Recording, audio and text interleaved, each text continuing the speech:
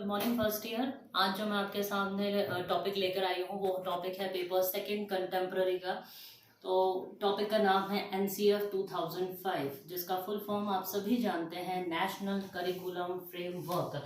ये जो national curriculum framework है उसका शॉर्ट फॉर्म हम बोलते हैं NCF 2005। अगर मैं कॉन्सेंट्रेट करूँ 2005 पर तो बात घुमा फिरा के ये आती है कि क्या नेशनल ने, राष्ट्र ने, नेशन ने क्या करिकुलम बनाना 2005 में ही स्टार्ट किया? नहीं, ये 2005 के पहले की कहानी आपको बताती हूँ। जब शुरुआत हुई नेशनल फ्रेमवर्क की तो 1975 में हुई थी। सबसे पहला जो प्रस्ताव रखा गया था वो 1975 में रखा गया था कि पाठ्यक्रम के अंदर जिस भी क्लास को पढ़ाया जा रहा है उनकी एज के अकॉर्डिंग, तो उनके आयु स्तर को ध्यान में रखते हुए उनकी किताबों को पढ़ाया जाए। फिर शुरुआत आई 1988 में। 88 में जो प्रस्ताव रखा था वो सबसे पहले रखा गया था 1986 की, जो आपकी पढ़ते हैं आप सबसे पहले 86 के अंदर जो राष्ट्रीय शिक्षा नीति आई थी, उन्होंने इस बारे में बात रखी गई थी कि नवाचारों को भी साथ में बढ़ाया जाए और क्यों ना NCF को एक नया रूप दिया जाए। तो 1986 के बाद में जब ये प्रस्ताव रखा गया तो उसका नया रूप आया था 1988 में, नेशनल करिकुलम फ्रेमवर्क का। इसलिए 86 को हम ध्यान में नहीं रखते हैं क्योंकि उस वक्त राष्ट्रीय शिक्षा नीति ने सिर्फ इसके बारे में बात कही ही थी। तो बात आती है 1988 में। 1988 के जस्ट बाद में आया था कहानी वापस से 2000 की। जो 2000 की कहानी थी वो थी NCERT की वजह से। NCERT के प्रयासों के बाद में उसको परिमार्जित किया गया और उसमें गुणवत्ता बढ़ा करके 2000 में वापस से NCF को रखा गया। फिर वापस से जब जरूरत महसूस हुई तब उसको परिवर्तन करके सीधा लाया गया 2005 में। और 2005 का करिकुलम फ्रेमवर्क जो है वो आज भी हमारे इंस्टीट्यूशंस में, महाविद्यालयों में और खास तौर पर स्कूलों में चल रहा है। वही करिकुलम हम आज तक पढ़ रहे हैं। अब बात करती हूँ NCF की। NCF ने बहुत सारी रिकमेंडेशंस दी थी और इन रिकमेंडेशंस को रखने से पहले उन्होंने अपने उद्देश्य भी रखे। लेकिन उससे पहले आपको एक बात बता दूं कि क्वेश्चन इसका आपके जो एग्ज़ाम्स आते हैं, कंपटीशन एग्ज़ाम्स, उसमें पूछा जाता है कि NCF को किसने अप्रूव किया था। उसका नाम मैं बता देती हूँ आपको। वो अप्रूव किया था CABI ने। पॉज करो इधर। CAB की बात करते हैं तो CAB ने इसको अप्रूव किया था। अप्रूव करने का जो टाइम था वो था इनका सितंबर 2005 में। इसका नाम मैं आपको फुल फॉर्म बताऊं पहले, central advisory board of education. CABE ने सितंबर 2005 में इसको अप्रूव किया NCF को, तब जाकर के ये सारा का सारा ऑफिशियल रूप में लागू होना शुरू हो गया था। अब थोड़ा सा मैं इसके जो अनुशंसाएं थी, जो रिकमेंडेशन था, वो आपको बताती हूँ कि इन्होंने सबसे ज़्यादा जो गौर किया था या फोकस किया था वो एक बात थी जो आपको ध्यान रखने वाली बात है। क्या? कि लर्निंग विदाउट बर्डन। ये आपको पता है कि उन्होंने कहा था कि करिकुलम का लोड बच्चों पर इतना ना आए, करिकुलम का लोड उन पर थोड़ा सा कम कर दिया जाए। तो करिकुलम का लोड कम करेंगे, इट मीन्स क्या है? Learning without burden. तो बिना बोझ के उनको सिखाया जाए। ये बात 1993 में सबसे ज़्यादा जो फोर्सफुली कही गई थी वो कही थी यशपाल कमेटी ने। ये भी आप पहले पढ़ चुके हैं। यशपाल कमेटी क्या कहती थी 1993 में कि बच्चों को बिना बोझ के पढ़ाया जाए, ऐसा पाठ्यक्रम बनाया जाए या ऐसी शिक्षा उनको दी जाए जिन पर उनको बस्ते का बोझ ना हो। इसलिए बहुत सारे न्यूज़पेपर्स में भी इसके लिए कमेंट्स लिखे हुए आए थे। अभी हाल फिलहाल में भी आया। तो मैं इस पर एक बार गौर करना चाहती हूँ कि उन्होंने कहा था कि ऐसा सिखाया जाए और साथ में टीचर्स को भी इस प्रकार के निर्देश दिए जाए, उनको गाइडलाइन दी जाए ताकि वो बालकों पर इस तरह का कोई भी बर्डन ना डाले। इसलिए फिर CBSE में सेंट्रल बोर्ड ऑफ एजुकेशन ने भी इस चीज़ को मान्यता देते हुए कहा था कि यशपाल कमेटी को मानते हुए हम क्या करेंगे कि बालकों को जब हम लर्न करवा रहे हैं, जब सिखा रहे हैं, तो आधी किताबें उनके घर पे रखी जाए और आधी किताबें उनकी स्कूल में रखी जाए। जो होमवर्क उनका होगा सिर्फ मात्र वही कॉपी उनको दी जाए और ज़्यादातर जो जोर है वो दिया जाए स्कूल में ही होमवर्क करने का। तो ऐसा कोई चीज़ दी ना जाए ताकि वो घर पे जाकर किसी भी तरह का कोई बर्डन अपने ऊपर ले सके। सेकंड अनुशंसाएं देखें, to ensure quality education for all. यानी कि आपको जो एजुकेशन देनी है वो किसके लिए देनी है? सबके लिए।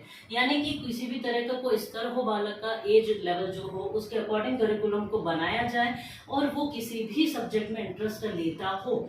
वो सारी चीज़ें उसको उसमें इन्वॉल्व करनी पड़ेगी। फिर देखिए जो अपहोल्ड मीन्स आपको वो सारी वैल्यूज करिकुलम में रखनी पड़ेगी, ऐसी चीजें पढ़ानी पड़ेगी पाठ्य पुस्तकों के द्वारा बालकों को, ताकि कॉन्स्टिट्यूशन भारत का बना हुआ रहे, उसकी वैल्यूज बनी रहे। कौन कौन सी वैल्यूज बनी रहेगी? सारी, जैसे कि इक्वलिटी आ गई, तो लोग भेदभाव ना करें एक दूसरे से, किसी भी जात पात को लेकर के ना हो, ना कि सेकुलरिज्म जो हम पढ़ते हैं, इन सब बातों को ध्यान में रखा जाए, यानी कि कॉन्स्टिट्यूशन को साथ में लेकर के उसके मान सम्मान को बनाए रखते हुए आपको बालकों को पढ़ाना है। अब देखिए enriching curriculum so that it goes beyond text book, यानी कि टेक्स्ट बुक से भी परे आपको सारा ज्ञान बालकों को देना है। ऐसा नहीं होना चाहिए कि वो ज्ञान केवल बालक पुस्तकों तक सीमित रखे, रटन प्रवृत्ति रखे, वो चीज कतई ना हो। यानी कि ऐसा करिकुलम जो किताबों से पुस्तकों से परे होना चाहिए। मेकिंग एग्जाम्स मोर फ्लेक्सिबल, यानी कि बालकों को टाइम टू टाइम एग्जाम लेने चाहिए, चाहे वो यूनिट टेस्ट हो, चाहे वो मंथली हो, चाहे वो एनुअल हो। तो इस तरह के एग्जाम्स आपको बनाने चाहिए जो फ्लेक्सिबल हो, ताकि उसमें हर तरह का बालक पास होने के चांस रखता हो, और उन एग्जामिनेशन का जो पैटर्न हो वो इसी तरह का बनाया जाना चाहिए। मीन्स इवोल्यूशन जो है वो थोड़ा फ्लेक्सिबल होना चाहिए। साथ में वो कहते हैं कि नॉन थ्रेटनिंग होना चाहिए, यानी कि बालक को उस चीज का फोबिया ना हो जाए कि आपको बालक ऐसे पढ़ा रहे हैं आप बच्चों को, या इस तरह के एग्जामिनेशन हो रहे हैं, या इवल्यूट आप उस तरीके से कर रहे हैं कि बालक एकदम ही जैसे फोर्स में आ जाए और कुछ बच्चे सुसाइड कर ले, या उस चीज़ को अपने तरीके से ना देखते हुए बोझ के रूप में देखे। और आपको उनको बिल्कुल भी स्ट्रेस में या डिप्रेशन में नहीं डालना है। इस बात का ध्यान रखते हुए एग्जाम्स को आपको फ्लेक्सिबल बनाना चाहिए। नेक्स्ट देखिए 3 लैंग्वेज फॉर्मूला, इस बारे में आप सब अच्छी तरीके से जानते हैं। क्या है ये? जो कोठारी कमीशन ने दिया था 1964 से 66 तक आपने पढ़ा हुआ है कि कोठारी कमीशन ने 3 लैंग्वेज पॉलिसी दी थी, जो 64 से 66 में आई थी। अभी तो हम बात वैसे भी 2005 की कर रहे हैं, तो ये चीज उन लोगों के लिए पुरानी हो गई थी, लेकिन सबसे बड़ी जो मुख्य बात थी वो उन लोगों के लिए यही थी, और आपके एग्जाम्स में भी यही चीजें पूछी जाती है कि कोठारी ने कहा था कि 3 लैंग्वेज पॉलिसी, आपको सबको पता है। मैं सिर्फ अभी एनसीएफ के हिसाब से बात करना चाहूंगी कि कोठारी ने तो 3 लैंग्वेज पॉलिसी दी, लेकिन हम 3 लैंग्वेज पॉलिसी नेशनल करिकुलम में क्यों पढ़ रहे हैं? क्योंकि उन्होंने कहा कि जब आप बालकों को पढ़ाएंगे तब आपको जो लैंग्वेज यूज करनी है, आपको पता था कि हिंदी जो है वो देवनागरी लिपि के तहत आ चुकी थी। इस हिंदी को उन लोगों ने जो फर्स्ट लैंग्वेज थी उसके आधार पर देखा कि मदर टंग उनसे ना छीनी जाए, यहाँ तक कि बस उसमें थोड़ा सा परिमार्जन करके बालकों को पढ़ाया जाए। और आपको एक बात और बताऊं कि हिंदी जो है वो आर्टिकल 343 के तहत एक्सेप्ट की गई थी as a language, as a सबसे बड़ी बात कि अपने जो ज्ञान लेने की जो भाषा होगी वो हमारी हिंदी होगी, वो 343 के तहत एक्सेप्ट की गई थी। और साथ में एक चीज़ और बताऊं इसमें कि हम अभी तक में जो सेकेंड लैंग्वेज मानते हैं वो मानते हैं इंग्लिश को। ये भी आप सब जानते हैं कि इंग्लिश जो थी वो सेकेंड लैंग्वेज के रूप में थी। लेकिन अगर आप लोगों को इसमें पूछा जाए एनसीएफ के तहत, एनसीएफ 2005 की नज़र में इंग्लिश जो थी वो किस प्रकार की भाषा थी, तो वो थी ग्लोबल लैंग्वेज। सेकेंड लैंग्वेज हम इसमें उसका नाम नहीं लेंगे, हम सेकेंड लैंग्वेज सिर्फ इसमें मानते थे कोठारी कमीशन ने। लेकिन अगर 2005 के तहत क्वेश्चन आता है तो आप उसको लिखेंगे ग्लोबल लैंग्वेज के रूप में, इसको एक्सेप्ट किया गया था एनसीएफ 2005 में। अब देखिए इसको हमने एक ऑफिशियल लैंग्वेज के रूप में भी रखा था। जो हिंदी आर्टिकल लिया गया था हिंदी के लिए वो था 343, और जो ऑफिशियल लैंग्वेज के रूप में जो इंडिया ने इसको एक्सेप्ट किया था वो जो धारा थी या जो आर्टिकल था वो था 3431, यानी कि एकदम कोष्टक में 1, हिंदी 343 में और इंग्लिश 3431 में ऑफिशियल लैंग्वेज के रूप में। जो ग्लोबल लैंग्वेज है वो थी एनसीएफ 2005 के रूप में, और वैसे ये सेकेंड लैंग्वेज है। आगे चलते हैं।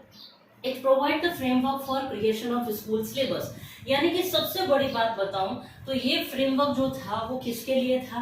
क्रिएट करने के लिए स्कूल के सिलेबस को, यानी कि आपको स्कूल का करिकुलम इस प्रकार से बनाना है कि उसमें परिमार्जन हो, बालकों के गुणात्मक वृद्धि हो, उनके ज्ञान में विकास हो सके और वो आगे की ओर बढ़ सके अपने पूर्व ज्ञान को लेते हुए। अब इसमें थोड़ा सा मैं जोर डालना चाहती हूँ कि स्कूल जो सिलेबस था उसमें क्या था। स्कूल सिलेबस के अंदर देखिए मैं आपको एक चीज बताऊं कि स्कूल लैंग्वेज में उन्होंने सबसे ज्यादा जो जोड़ दिया था वो थी एक मैथ्स। वो मानते थे कि मैथ्स जो है वो लॉजिकल होनी चाहिए। आपने बच्चों को फॉर्मूले सिखा दिए, वो चीज़ नहीं होनी चाहिए। बालक स्वयं करके सीखे, इस प्रकार के आपको उसको लॉजिकल बनाना है। इस बात पर जोर दिया टीचर्स के लिए। फिर सेकंड जो चीज़ आई थी अपनी, वो थी सोशल साइंस। सोशल साइंस को उन्होंने जोर क्यों दिया? क्योंकि मैंने आपको स्टार्टिंग में कह दिया था कि वो चाहते थे कि कॉन्स्टिट्यूशन साथ में चले, उसका मान, उसका सम्मान जो है वो बना हुआ रहे। इस बात को ध्यान में रखते हुए बालक इक्वलिटी को ध्यान में रखे, साथ में समाज के साथ में सामंजस्य बना करके रखे, उनके साथ कोऑर्डिनेट करे।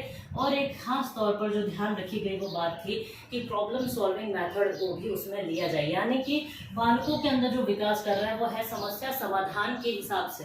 फिर देखिए, एक जो सब्जेक्ट था वो था आपका साइंस, और साथ में जो थी लैंग्वेजेस।